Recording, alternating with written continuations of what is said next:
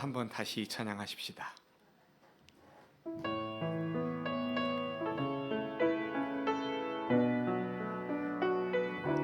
방금 찬양 가서 다시 좀 띄워주세요. 너의 하나님 여호와가, 너의 하나님 여호와가 너의 가운데 계시니 그는 구원을 베푸실 전능자시.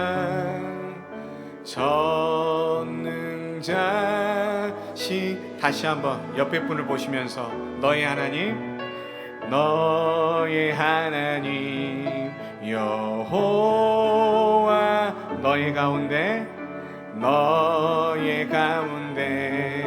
계시니 그는 구원을 베푸실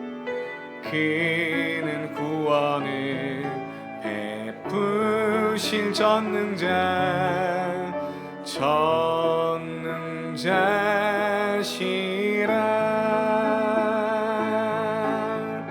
그가 너로 인하여 기쁨을 이기지 못하시며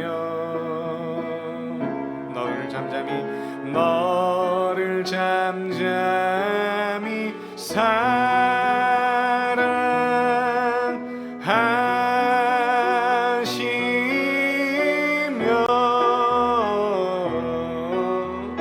즐거이 부르며 기뻐하시리라.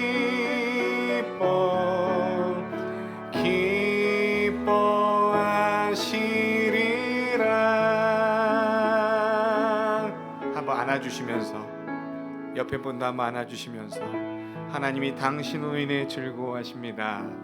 아멘. 용기 있는 자만이 안을 수 있는가 봅니다. 자, 한 번 더 미션을 주겠습니다. 옆에 분을 한번 보시면서 지금부터 옆에 있는 분에게 칭찬 5가지씩 하는 겁니다. 뭐 아주 간단하게 눈이 예쁘다거나 코가 어쩜 그렇게 오똑한다거나 칭찬 5가지 해보십시오.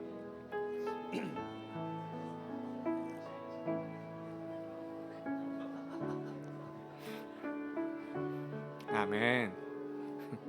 우리 유아실도 옆에 칭찬하세요. 박경희 집사님 옆에 분 칭찬하셨나요? 같이? 칭찬도 하시고. 아멘. 자, 주일에는 이렇게 하나님을 찬양하고 칭찬하고 또 우리 안에 행복한 말을 하는 시간인 것입니다. 제가 몇 주 전부터 계속 얘기했죠. 언제 암행을 다닐지 모르니까 수근수근 거리지 말라고. 저도 몰라요, 언제 갈지. 또 오후 설교를 한참 원고를 보느라고 시간이 다 됐는데 성령 하나님께서 암행을 직접 다니실 거예요. 그러니까 제가 안 가도 성령님이 항상 오고 계신구나 하시면 됩니다. 미국의 역대 대통령 가운데 지미 카터 대통령의 자서전의 책에 보면 최선을 다하는 삶, Why Not the Best라는 책이 있어요. 근데 이것은 카터가 미군 해군 사관학교를 우수한 성적으로 졸업하고 해군 장교로 복무할 때 있었던 에피소드입니다.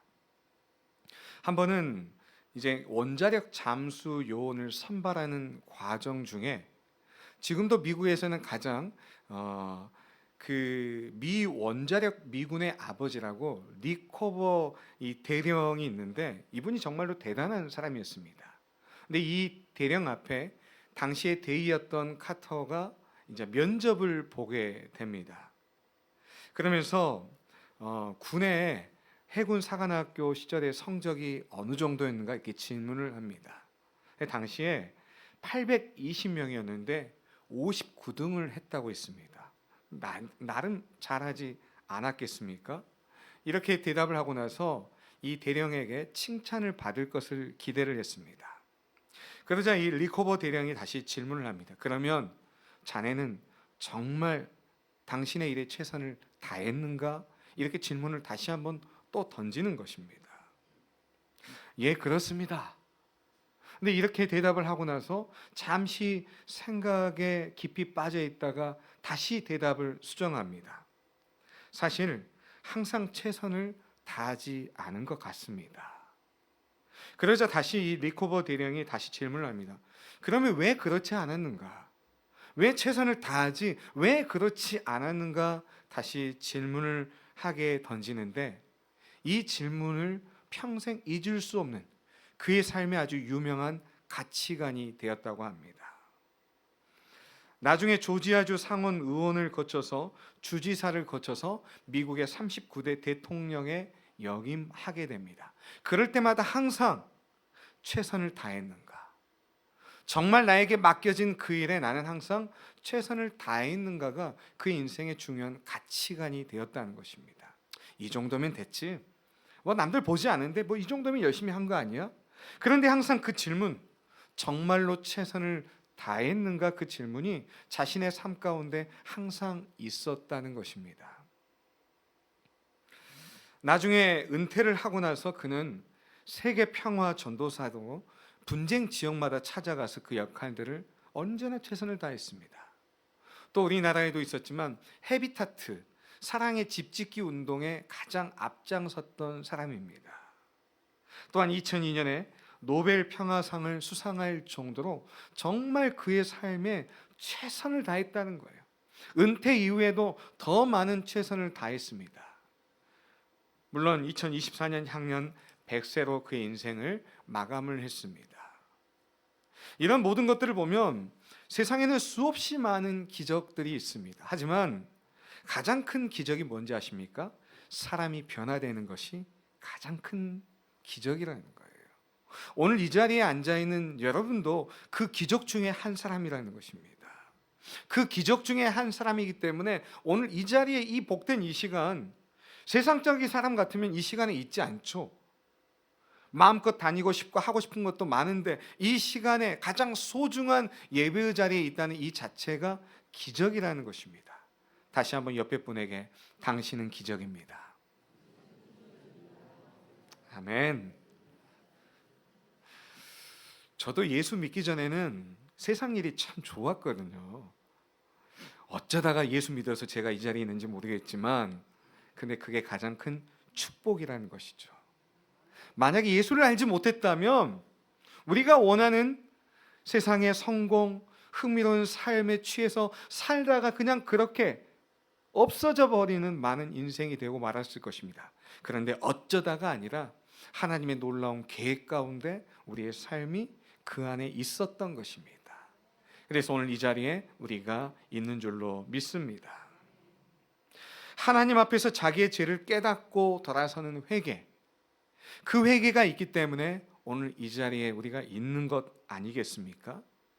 제가 계속해서 지금 요나서를 연초에 오후 예배 때 제가 설교를 하고 있는데, 요나서는 처음부터 순종했던 사람입니까? 불순종했던 사람입니까?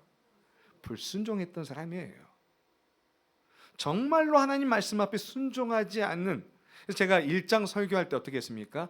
요 못된 나가 내 안에 있어요. 여러분 어떻습니까? 항상 하나님의 말씀 앞에 순종했던 사람입니까? 아니면 때로는 불순종했을 때가 더 많았습니까? 아니면 너무나도 불순종하다 보니까 일이 터지고 저리 터지고 이제는 방법이 없구나, 순종하며 살아야지, 아마 그렇게 해서 인생을 살아가는 분들도 적지 않게 있을 것입니다. 하지만 중요한 것은 여전히 우리가 하나님의 손에 붙잡혀 있다는 것입니다. 요나는 하나님께서 니느웨로 가라고 하나님의 명령을 들었던 사람입니다. 근데 요나가 생각할 때, 하나님, 다른 민족은 다 구원받아도 어떻게 저 니느웨를 구원시킨다는 거, 하나님, 저는 저의 이성으로는 도무지 이해할 수가 없습니다. 그가 선택했던 것은 그 땅의 민족이 구원받는 건 도무지 이해가 안 되니까 그는 욥바로 내려와서 배를 타고 저 멀리 스페인 남부까지, 다시스까지 배를 타고 도망갔던 사건이 우리가 2장까지 살펴봤던 말씀입니다. 하지만 요나는 오늘 읽었던 말씀 말고요, 여러분 4장 1절 말씀, 여러분 성경을 한번 봐보십시다.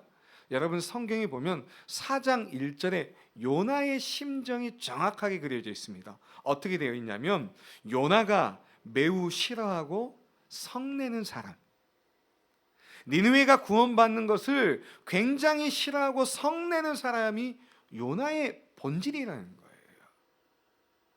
하나님의 명령의 말씀이니까 니느웨의 성을 돌면서, 그 성을 사흘 동안 돌면서 하나님이 당신들에 향한 놀라운 계획이 있습니다, 회개하십시오, 이렇게 진실하게 전했을 것 같습니까? 그렇지는 않았을 거예요. 어떻게 그랬다면 어떻게 매우 싫어하고 성냅니까? 그렇지 않고 성의 없이 복음을 전했을 것입니다. 그런데 그 백성들의 사람들이 그 말씀을 듣고 완전히 달라졌다는 거예요. 하나님을 믿고 금식을 선포하고, 또 어떻게 했습니까? 굵은 베옷까지 입을 정도. 니느웨의 성 사람들은 그냥 성의 없이 전했던 요나의 음성을 그냥 흘러듣지 않았다는 것입니다. 우리가 기억해야 될 것은, 하나님의 말씀을 경청하지 않고 순종하지 않게 되면, 자기의 힘만 가지고 고집을 부리게 되면요, 고난 속에 고난이 또 있어요. 그 말씀이 스가랴 1장 15절에 고난 속으로 우리의 삶이 더 들어간다는 거예요. 사실 요나를 보면 충분히 알 수 있습니다. 사실 여러분, 바다 한가운데 빠졌다는 건 이건 엄청난 고난이지 않습니까? 그런데 바닷속에 빠졌는데 마치 하나님께서 예비하신 큰 물고기가 요나를 삼켜버렸습니다. 하나의 고난을 말고 또 다른 큰 고난이 요나를 삼켜버렸다는 거예요. 하지만 물고기가 요나를 삼키지 않았다면 물속에서 그냥 죽고 말았을 것입니다. 때로는 우리의 삶 가운데 고난이라는 그 과정을 거치고 있지만, 그 고난을 뛰어넘는 하나님의 섬세하신 손길이 있다는 거예요. 그냥 배 밖에 던져졌다면 그는 이미 죽고 말았을 것입니다. 아마 성경이 더 이상 기록되지 않았겠죠. 그런데 하나님께서 마침 예비하셨던 1장 17절에 보니까 큰 물고기를 예비해서 요나를 그냥 삼켜버렸다는 거예요. 그러면 이것은 하나님께서 그리시는 큰 그림이 있다는 거예요. 여러분의 상황 가운데 지금 고난이 있습니까? 근데 그 고난 넘어 하나님이 그리시고 계시는 큰 그림이 있다는 것, 이것을 바라볼 줄 알아야 한다는 것입니다. 불순종해서 다시스로 가는 요나, 마치 하나님은 끊임없이 요나를 향한 은혜의 추격전을 펼치고 있는 거예요. 가끔 그런 영화들 보거든요. 추격하고 도망하는 것. 마치 여러분의 몸속에 하나님이 여러분의 모든 것들을 다 아는 GPS를 다 붙여놓은 거하고 똑같은 거예요. 어디로 도망가는가, 어떤 삶을 사는가, 항상 하나님은 주목하고 계신다는 말씀입니다. 요나의 인생을 보면 한마디로 얘기하면 그냥 내려가는 인생이에요. 하나님 말씀을 듣고 올라가는 인생이 아니라 내려가는 인생. 어디까지 내려갔습니까? 배 밑바닥까지 내려가서 잠을 자는 인생이라는 것입니다. 영적으로 곤히 자고 있으면 방법이 없어요. 깨어 기도하자고 했지 않습니까? 우리가 지난 1월 달 참 정신없게 보냈습니다. 부흥회도 하고 금요 기도회도 했습니다. 또 여러분이 중보기도에 동참하자고, 기도의 가장 중요한 곳에 우리의 마음을 모으자는 것입니다. 왜냐하면 올 한 해 동안 달려갈 길이 만만치 않을 것입니다. 하지만 지금부터 기도의 삶으로 여러분께서 모든 삶 가운데, 기도 가운데 가장 먼저 나가는 것이 가장 중요하다는 것입니다. 한번 저를 따라서 한번 해 주시기 바랍니다. 나의 시선보다 하나님의 시선이 먼저입니다. 나의 감정보다 하나님의 감정이 먼저입니다. 나의 믿음보다 하나님의 말씀이 먼저입니다. 한 가지 더, 나의 경험보다 하나님께 순종이 먼저입니다. 내가 중요한 게 아니에요. 하나님의 시선과 하나님의 감정과 하나님의 말씀 앞에 하나님께 순종할 때 그 인생을 하나님께서 인도하실 줄로 믿습니다. 미국의 기독교 교단 가운데 그리스도교 연합교회 교단이 있습니다. 그런데 여기 보면은 항상 12가지의 감사를 한다는 것입니다.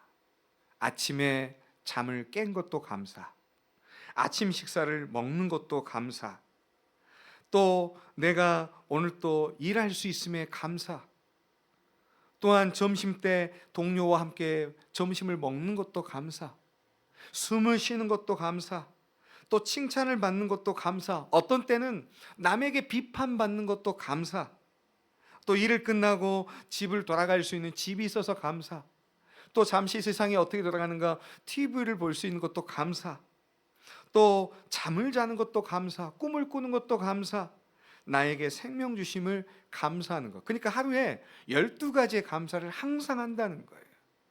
그런 감사가 있어야지만이 우리 삶 가운데 어둠이 밀려오지 않는다는 거예요. 자, 다시 한번 옆에 분에게 감사하는 인생이 되십시다.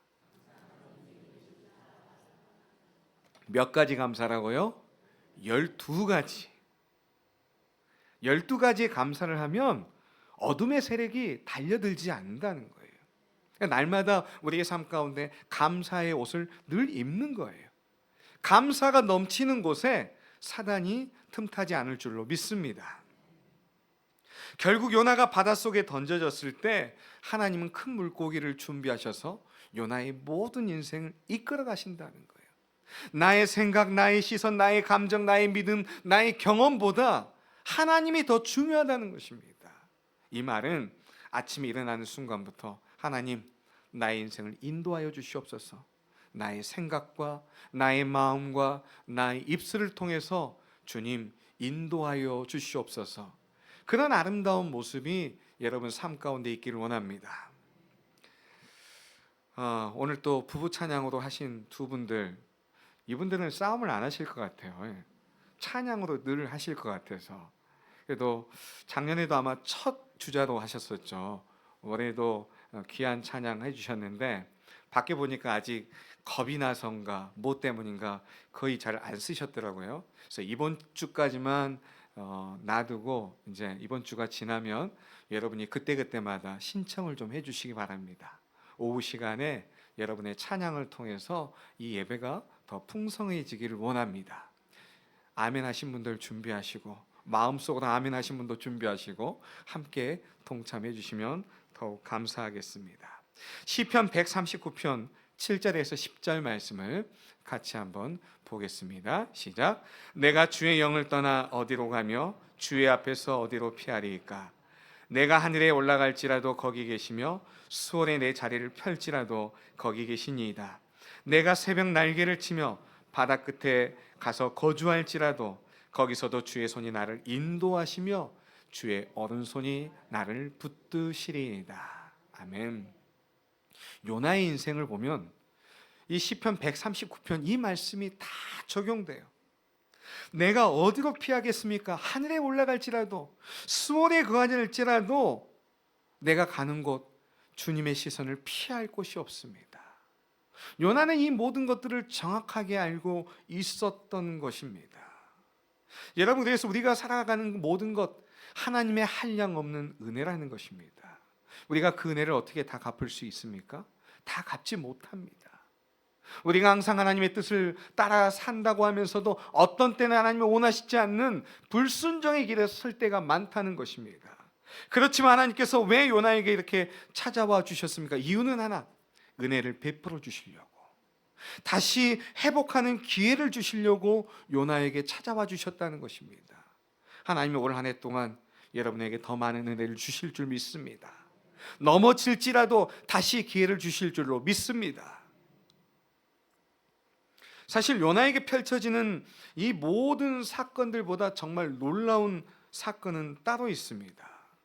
어떻게 이 니느웨라는 도시, 물론 요나를 통해서 다시 구원을 받았지만 또 시간이 지나면 이 니느웨가 30-40년 지나서 또 하나님 보시기에 악한 일을 또 저지릅니다.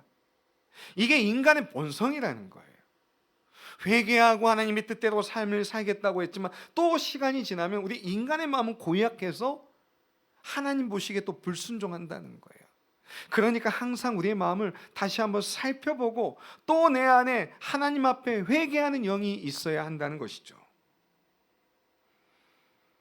요나의 경고를 듣고 회개하고 하나님께 돌아왔던 이 니느웨 성, 하나님께서는 이 놀라운 계획을 가지고 계신다는 것입니다. 자, 오늘 본문에 있는 3장 5절 말씀 한번 보실까요? 3장 5절. 니느웨 사람들이 하나님을 믿고 금식을 선포하고 높고 낮은 자를 막론하고 굵은 베옷을 입은지라. 아멘. 요나가 생각할 때는 니느웨만큼은 하나님 절대 구원하시면 안 됩니다. 우리나라 사람들 안에 그런 마음이 있지 않나요? 다른 민족은 다 용서해도 일본만큼은 도무지 용서하지 못하는 역사적인 아픔을 우리는 가지고 있기 때문인 것이죠. 그런데 지금 니느웨 사람들이 어떻게 했습니까? 하나님을 믿고 심지어 금식을 선포하고 높고 낮은 자를 막론하고 굵은 베옷을 입고 회개했다는 거예요. 그러자 하나님께서 그 땅을 향한, 그 성을 향한 하나님의 모든 악한 모든 것들을 하나님의 뜻을 돌이키셨다는 거예요. 그래서 회개가 중요하다는 것입니다. 회개를 통해서 우리의 모든 것들이 달라진다는 것입니다. 천사의 특징이 뭔지 아십니까? 천사는 뭐가 있는지 아시죠? 날개가 있어요. 근데 믿음의 사람들에게도 2개의 날개가 있답니다. 청교도 운동의 지도자였던 토마스 왓슨이 사람이 하늘나라로 날아가는데 그리스도인에게도 2가지 날개가 있답니다. 뭔지 아십니까? 하나는 믿음의 날개, 또 하나는 회개라는 날개라는 거예요.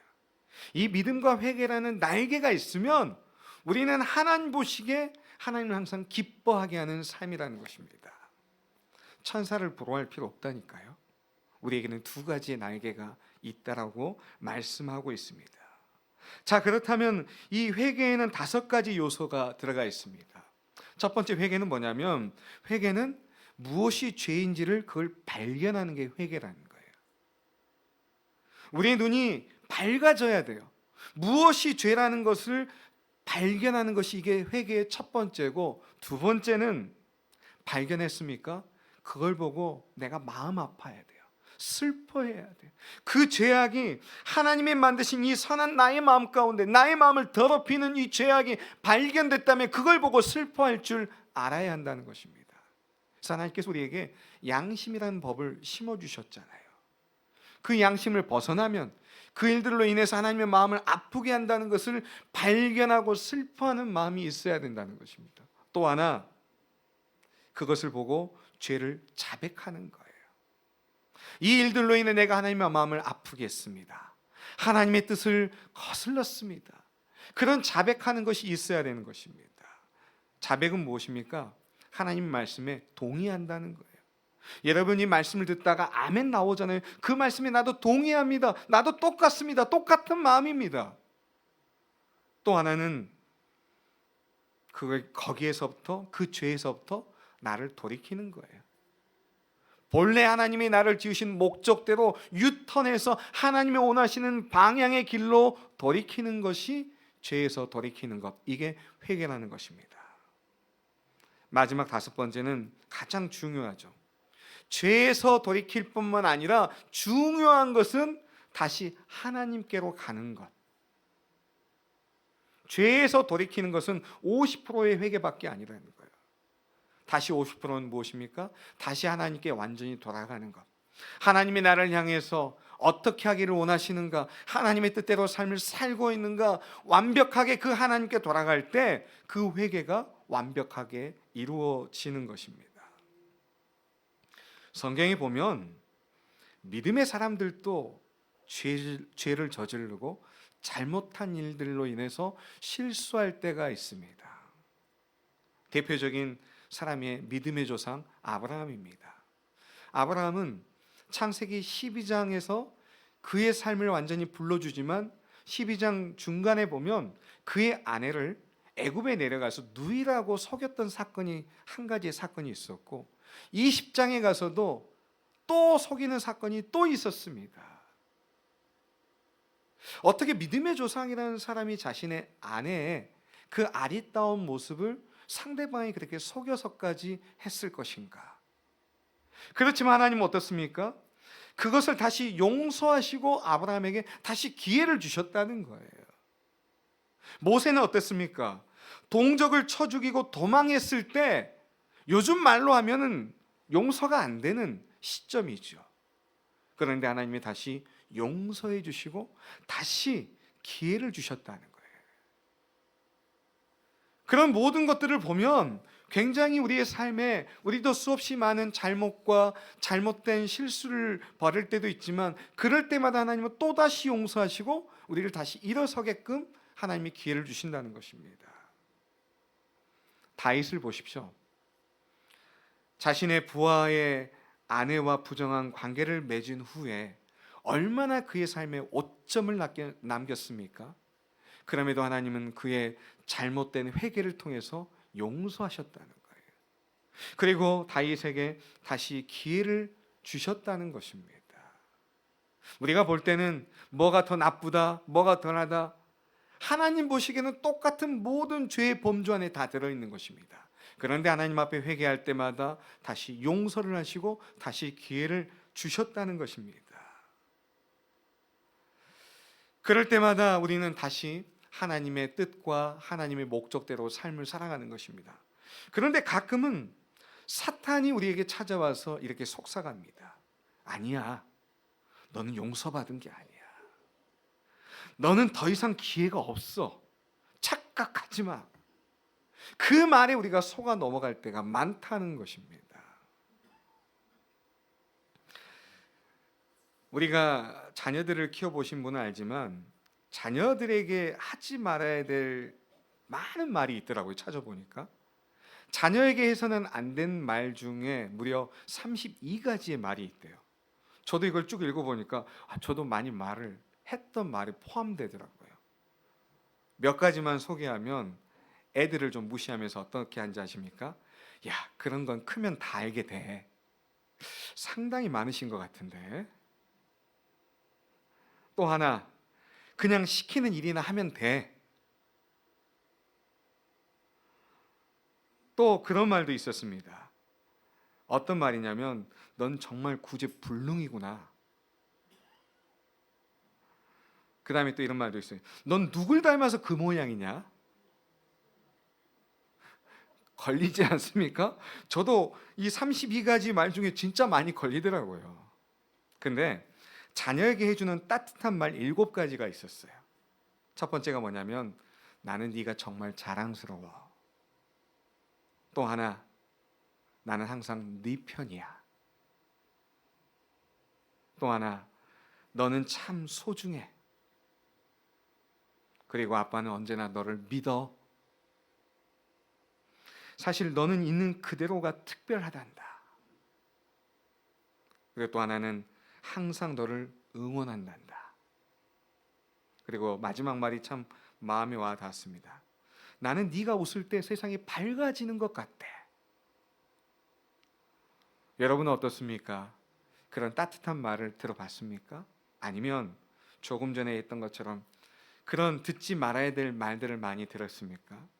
사실 우리는 많은 말의 실수를 많이 하거든요. 때로는 사단이 우리의 마음 가운데 와서 이렇게 부정적인 생각들을 심어놓고 갈 때가 많아요.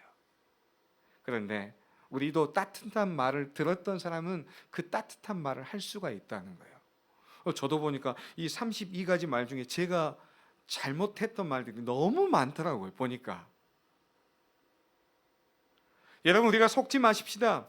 사단이 우리에게 찾아와서 넌 더 이상 기회가 없다, 그 말을 속지 말라는 거예요. 하나님은 언제나 우리에게 나는 항상 네가 자랑스럽단다. 조금 전에 불러주셨던 그 특송, 저는 그 찬양 되게 좋아해요. 그 찬양 안에 하나님의 모든 마음이 다 담겨져 있다는 거예요. 우리가 특별한 재능이 있어서가 아니라, 남들보다 더 뛰어난 일을 해서가 아니라, 나라는 존재 자체만으로도 하나님 우리를 즐거워하시고 행복해 하시며 나를 잠잠히 보시며 하나님은 미소 짓는다는 그 찬양의 고백이 그 말씀 안에 다 들어있다는 거예요. 하나님은 회개한 인간에게 찾아오시고 말씀하시고 항상 우리의 삶을 다시 일으켜 준다는 것입니다. 요나의 모든 인생을 보면 사실 저도 성경을 읽을 때마다 왜 하나님께서 그런 불순종한 요나를 왜 사용하실까? 우리 같으면 불순종하면 안 쓰면 되지 않습니까? 여러분, 바울이 전도여행 갈 때마다 마가가 중간에 그 모든 일들을 하고 전도여행에서 다시 돌아갔어요. 또다시 전도여행을 갈 때 바나바가 다시 데려가자 할 때 입장이 서로 부딪혔습니다. 나는 그런 사람이면 나는 같이 갈 수 없습니다. 이게 바나바의 성질이기 때문에 같이 갈 수 없다는 거예요. 그런데 바나바는 물론 자신의 조카이긴 하지만 다 품어갔어요. 하나님은 그렇습니다. 우리가 실수하고 부족하지만 그런 연약한 나를 다시 이렇게 세워서 함께 하자는 거예요. 교회도 마찬가지입니다. 나 혼자 할 수 있는 일 쉬울지 모르겠습니다. 하지만 혼자 하다 보면 지쳐버리고 마는 거예요. 교회는 함께 가는 거예요. 조금 속도가 좀 느려지면 괜찮습니다.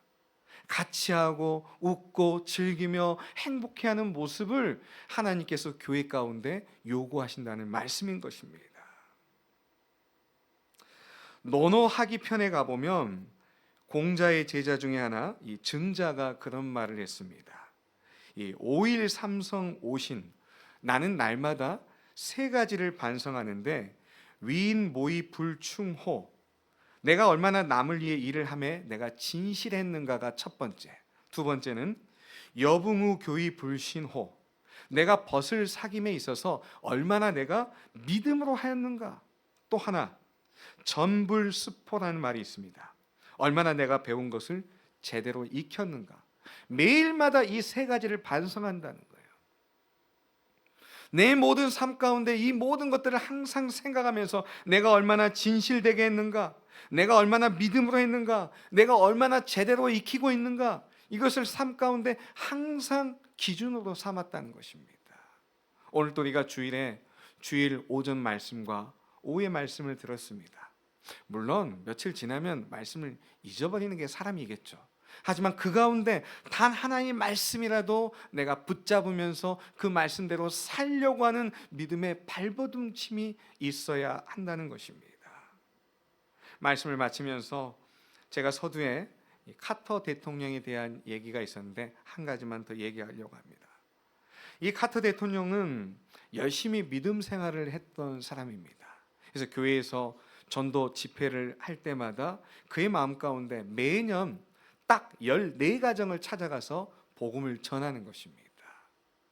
그래서 10년 동안 하다 보니까 140가정 정도 찾아가서 항상 교회가 뭐 전도를 하자 그러면 무조건 이 14가정씩 10년 하니까 140가정, 그 중에 예수님을 믿은 사람들이 교회에서 보니까 나름 뿌듯한 것입니다.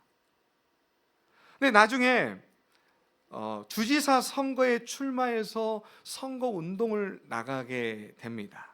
그러면서 3개월 동안 많은 사람들을 만났는데 그때 만났던 사람이 30만 명이었답니다.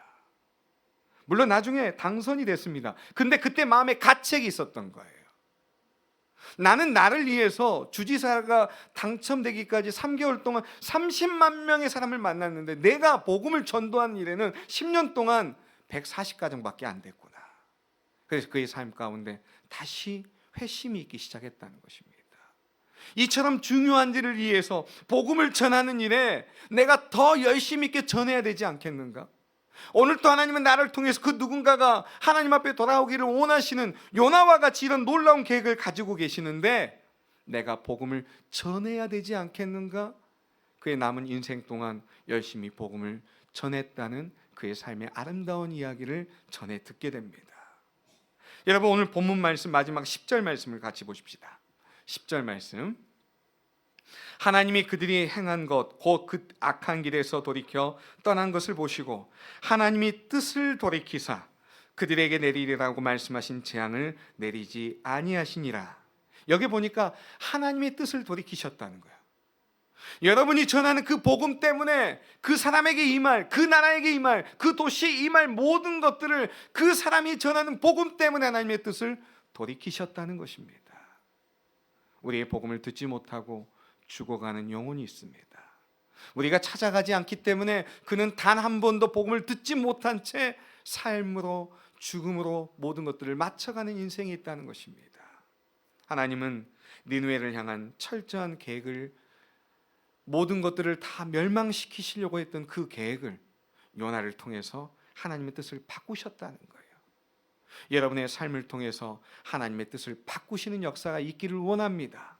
가장 먼저는 가족에게, 가장 가까운 친구들에게 복음을 전하십시오. 그 복음의 역사가 어떻게 나타날지 우리는 알지 못합니다.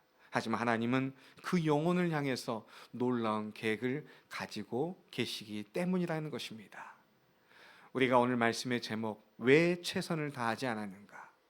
여러분의 삶 가운데 매 순간마다 최선을 다하는 그 삶을 통해 하나님의 구원의 역사가 날마다 더 멀리 펼쳐지시기를 간절히 소망합니다. 하나님 아버지 감사합니다. 오늘 또 주님의 말씀, 요나의 삶을 통해 그 도시에 찾아가서 복음을 전할 때마다 하나님은 뜻을 돌이키시고 진노를 그치시고 하나님의 선하신 목적대로 그 니느웨의 성을 하나님 회복시켜 주신 아버지 하나님, 오늘도 그 말씀 앞에 순종하는 저희의 삶이 되게 하여 주옵소서. 예수님의 이름으로 기도합니다. 아멘. 우리 다시 한번 옆에 분에게 고백하십시다. 최선을 다합시다. 아멘. 최선을 다해서 여러분의 만나는 사람에게 그리스도의 향기가 잘 퍼져가기를 바랍니다. 예배 후에는 중보기도 사역팀들, 여러분이 아마 기록에서 내주신 것 중에 저희가 매월 첫째 주는 오후 찬양 예배 끝나고 사랑으로해서 그런 교회에서 여러분이 기도하시기로 하셨던 분 오셔서 함께 기도하고 또 한 달을 나눠서 우리가 기도하기를 원합니다. 또 여러분이 또 가정에서 기도하신다고 하신 분들 항상 여러분이 시간을 여러분이 체크하셔서 기도하는 시간들을 잘 가지시면 더욱 감사하겠습니다.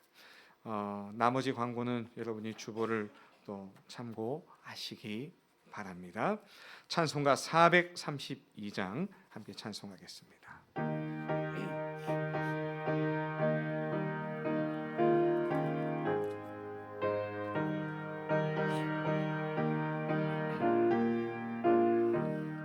그 물결이 설레